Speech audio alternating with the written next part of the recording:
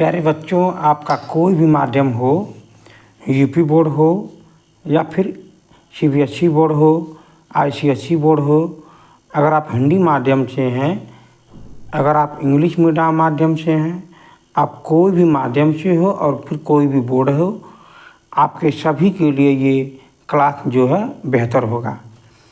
आज हम लोग समझेंगे क्लास 10 के साइंस विज्ञान रासायनिक विज्ञान का एक चैप्टर है केमिकल रिएक्शन एंड इक्वेशन, रासायनिक अभिक्रिया एवं समीकरण। सबसे पहले हम लोग समझेंगे कि जो समीकरण होता है वो कितने प्रकार का होता है। तो आप समझेंगे कि जो आपका रिएक्शन है वो आपका दो प्रकार का होता है। पहला होता है यहाँ पर फिजिकल रिएक्शन, मतलब भौतिक अभिक्रिया।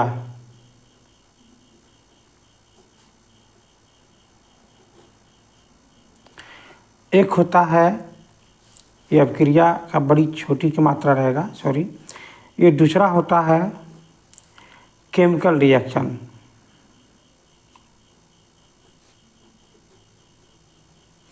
जिसे हम बोलते हैं रासायनिक अभिक्रिया। मैं उम्मीद करता हूँ आप इतनी बातें समझ रहे होंगे और अपनी कॉपी पर ये नोट करते रहिएगा। अगर आप हिंदी माध्यम से हैं तो आप हिंदी नोट कर सकते हैं, अगर आप इंग्लिश माध्यम से हैं तो आप इंग्लिश नोट कर सकते हैं। मैं यहाँ पर दोनों बातें अच्छे से धीरे धीरे करके खुद नोट करके हम समझाते रहेंगे। वो इसलिए कि आपको भी नोट करना आसानी होगा और आप भी अपने नोट बना सकते हैं।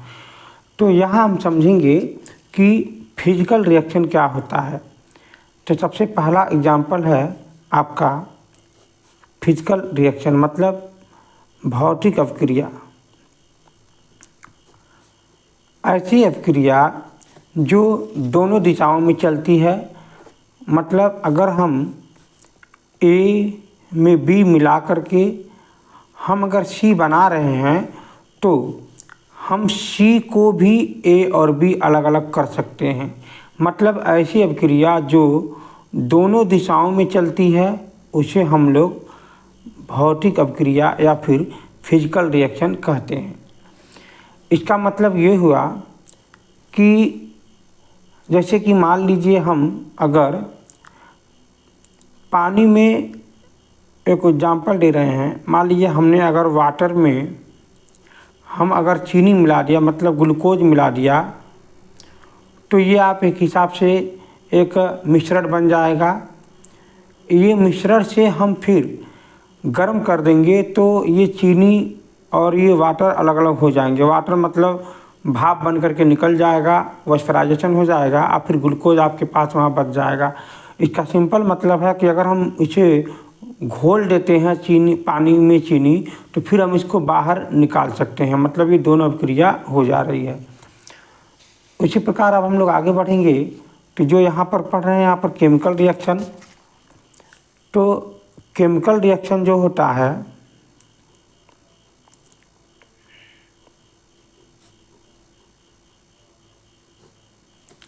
ये सिर्फ एक डायरेक्शन में चलता है। अगर हम ए और बी को मिला करके अगर हम सी बना दे रहे हैं तो फिर सी से ए बी नहीं बनेगा, मतलब ये अपोजिट डायरेक्शन का अभिक्रिया नहीं होगा। तो इसे हम क्या बोलेंगे, केमिकल रिएक्शन। एक अगर नॉर्मल एग्जांपल से अगर आपको समझाना चाहें तो जैसे मान लीजिए अगर हम चाय बनाते हैं, चाय बनाने के लिए दूध, चाय पत्ती, चीनी, अदरक अगर सब मिलाते हैं तो एक हमारा चाय बन जाता है। तो फिर चाय से हम दूध को बाहर, चाय पत्ती को बाहर और चीनी को बाहर हम नहीं कर सकते। इस हिसाब से हम क्या बोलेंगे, वो केमिकल रिएक्शन हो गया। दूध का दही का बनना वो भी हमारा केमिकल रिएक्शन हो गया, यानी फिर हम लोग दही से दूध नहीं बना सकते। तो आप इतनी बातें अच्छे से समझ गए होंगे। तो इस हिसाब से हमारा परिभाषा स्टार्ट होता है कि रासायनिक अभिक्रिया क्या होता है। तो यानी केमिकल रिएक्शन आप अब नोट करेंगे अपने कॉपी पर। परिभाषा होता है केमिकल रिएक्शन का, the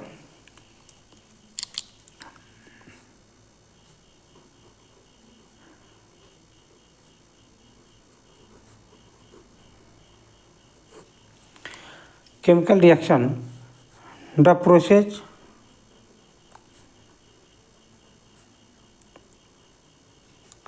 in which new substance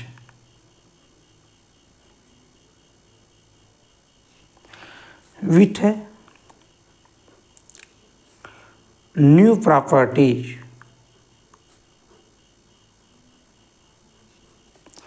are formed from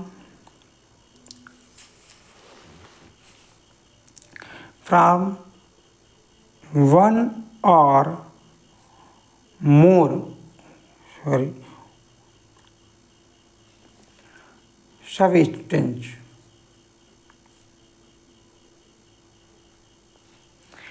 is called chemical reaction.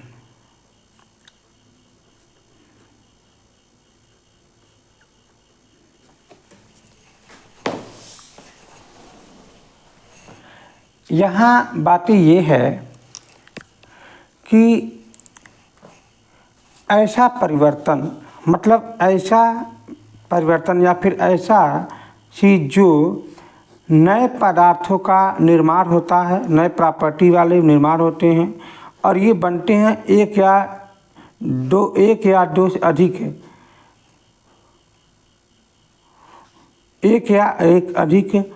पदार्थों को मिलाकर के बनाए जाते हैं। इसे हम बोलते हैं केमिकल रिएक्शन। अगर इसका हिंदी वाली बात को समझें कि ऐसी परिवर्तन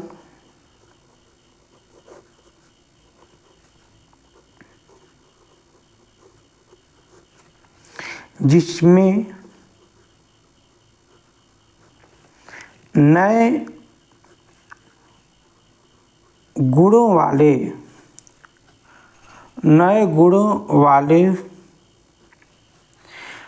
पदार्थों का निर्माण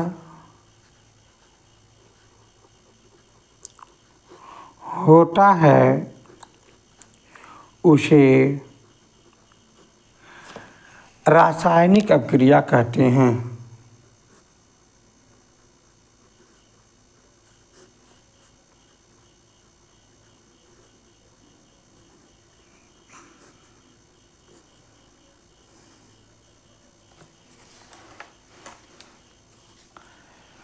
जैसे एग्जाम्पल के तौर पे अगर देखा जाए तो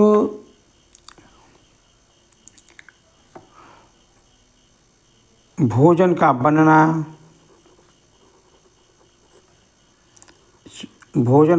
भी होता है और भोजन का पचना भी होता है, मतलब डाइजेशन ऑफ फूड।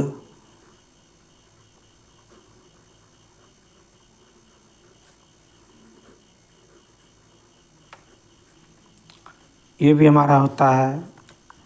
ये पहला एग्जाम्पल हो गया। दूसरा एग्जाम्पल समझिए, श्वसन मतलब सांस लेना, जिसे हम बोलते हैं रेस्पिरेशन।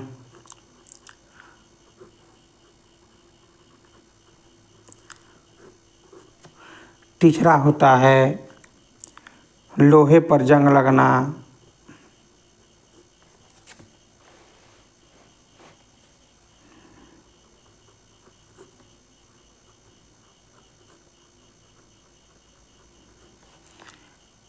इसे बोल सकते हैं आप रोस्टिंग ऑफ आयरन।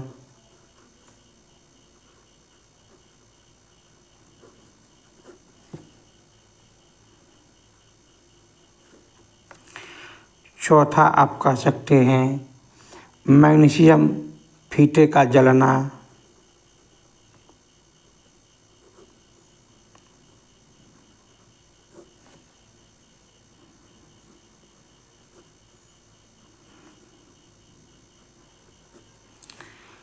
इसे आप कह सकते हैं बर्निंग ऑफ मैग्नीशियम रिबन।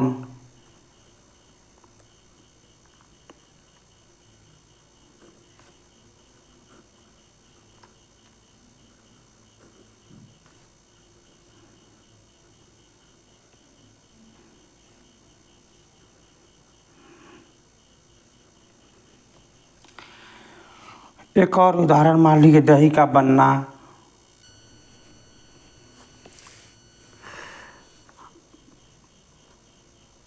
पाँचवा एग्जाम्पल मान लीजिए है दही का बनना।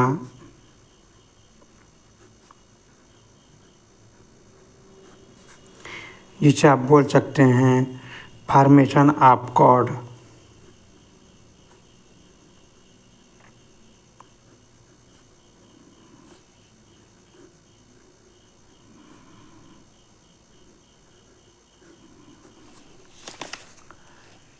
मैं उम्मीद करता हूँ आप ये बात समझ गए होंगे। अभी तक मैंने जितना भी एग्जाम्पल दिया है वो सभी एक डायरेक्शन में चल सकते हैं, ये दोनों डायरेक्शन में नहीं होते हैं। अब हम लोग समझेंगे कि इसमें क्या होता है। जैसे कि मान लीजिए एक होता है यहाँ पर reactance.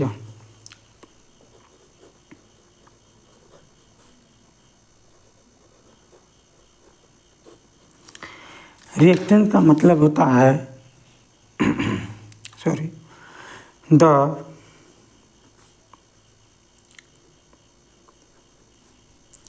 substance which take part in which in chemical reaction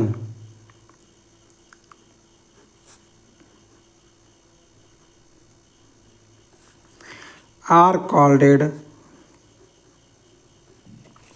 reaction।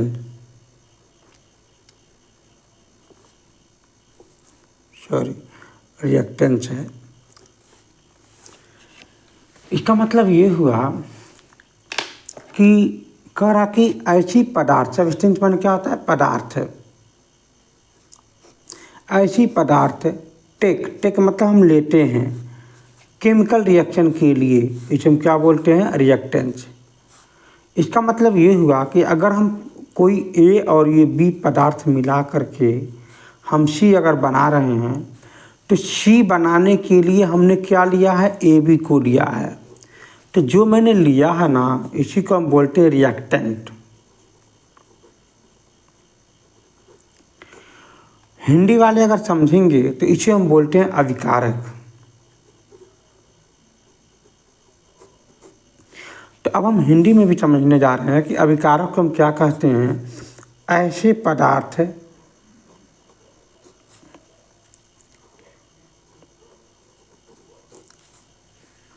जो किसी रासायनिक अभिक्रिया में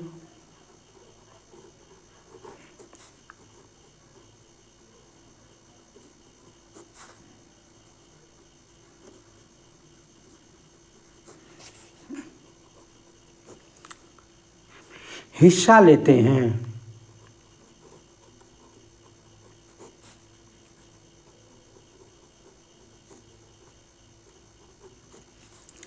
उन्हें अभिकारक कहते हैं। अभिकारक कहिए या फिर रिएक्टेंट कहते हैं।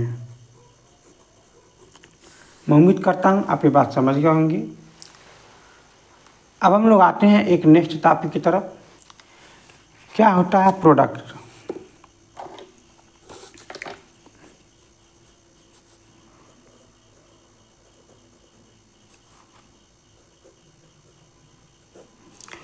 प्रोडक्ट मतलब होता है उत्पाद।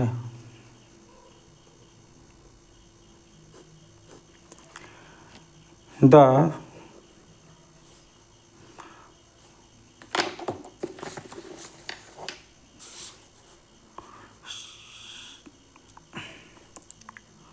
substance which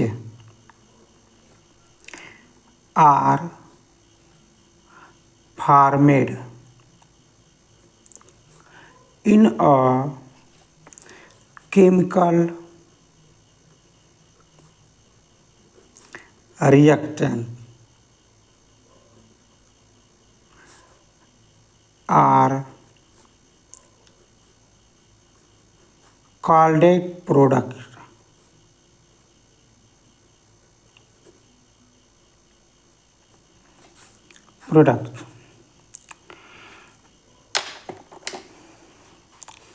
ऐसे पदार्थ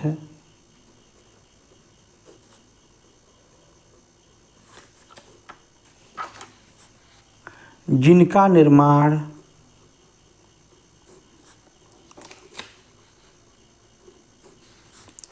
रासायनिक अपक्रिया में होता है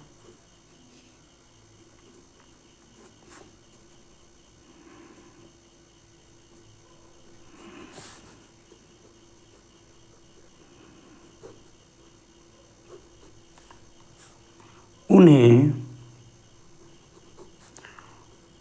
उत्पाद कहते हैं।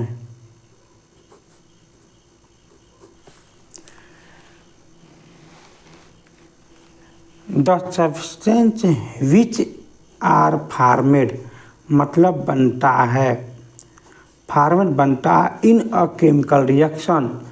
मतलब ये हुआ कि अगर हम ए और ये बी पदार्थ मिला करके जो हम सी बनाते हैं तो इसी को हम प्रोडक्ट कहते हैं, है ना। मतलब उत्पाद कहते हैं, जो बनता है उसे उत्पाद कहते हैं और जिस चीज़ से बनाया जाता है रिएक्टेंट कहते हैं, जिसे हम अभिकारक कहते हैं। मैं उम्मीद करता हूँ आप ये बात समझ गए होंगे। अब हम लोग समझेंगे कि केमिकल रिएक्शन इन्वॉल्व क्या होता है। मतलब जब हम केमिकल रिएक्शन करते हैं तो इसके साथ जो प्रेक्षण क्या होता है, अब हम लोग ये समझेंगे। इसका मतलब ये हुआ कि केमिकल रिएक्शन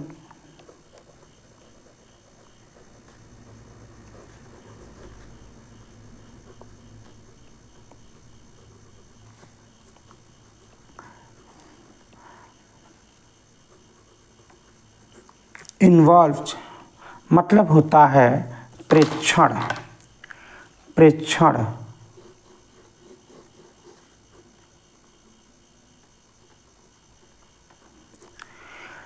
अगर हम रासायनिक अपक्रिया के प्रेक्षण को देखें तो हम यहाँ पर हिंदी में लिख सकते हैं रासायनिक अपक्रिया के प्रेक्षण। इसका सिंपल मतलब ये हुआ कि जब हम रासायनिक अपक्रिया करते हैं तो क्या होता है घटना। घटना मतलब क्या कि चेंज इन स्टेट, मतलब कभी कभी अवस्था में परिवर्तन हो जाता है, कभी कभी अवस्था में परिवर्तन हो जाता है। चेंज इन स्टेट, अवस्था में परिवर्तन, अवस्था में परिवर्तन मतलब अवस्था क्या होता है। एक होता है जैसे कि सॉलिड, गैस, लिक्विड, मतलब ठोस, गैस और यहाँ पर लिक्विड मतलब क्या होता है द्रव। ये कभी कभी परिवर्तन हो जाता है तो ये हमको दिखाई देता है चेंज इन स्टेट में, अवस्था परिवर्तन में। अब हम लोग देखेंगे रंग में परिवर्तन। अभी हम लोग पढ़ रहे थे कि अवस्था में परिवर्तन, तो अब हम लोग दूसरा आ गया रंग में परिवर्तन। रंग में परिवर्तन मतलब चेंज इन कलर। कभी कभी अभिक्रिया के दौरान कलर भी परिवर्तन हो जाता है। तीसरा हम लोग समझेंगे तापमान में परिवर्तन।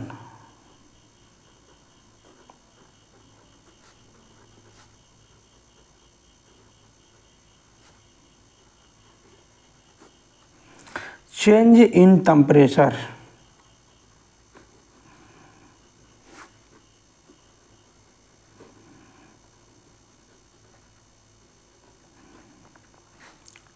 TURE, सॉरी, चौथे नंबर पे हम लोग समझेंगे गैस का उत्सर्जन।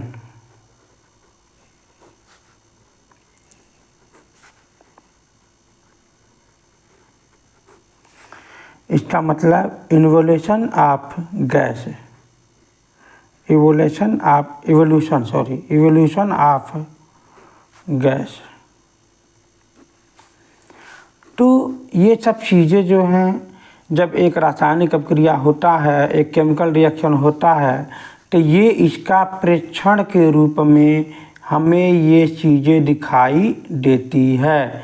कभी कभी एग्जाम में सीधे ये पूछता है कि इसका रासायनिक अभिक्रिया का प्रेक्षण लिखिए। प्रेक्षण मतलब हम जब प्रयोग करते हैं तो क्या क्या चीज़ें हमारे आँखों के सामने प्रयोग के दौरान दिखाई देता है।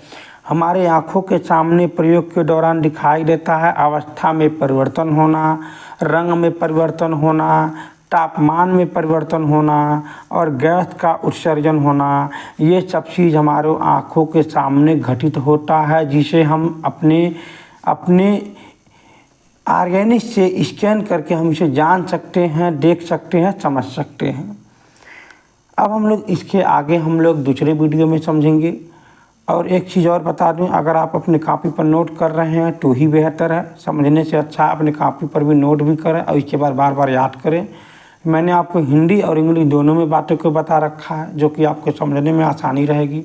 तैयारी वालों के लिए भी अच्छा रहेगा। अगर आपको कहीं से भी मेरे वीडियो पसंद आए हों तो आप चैनल को सब्सक्राइब और वीडियो को लाइक ज़रूर करें। Thank you for watching this video. Thank you.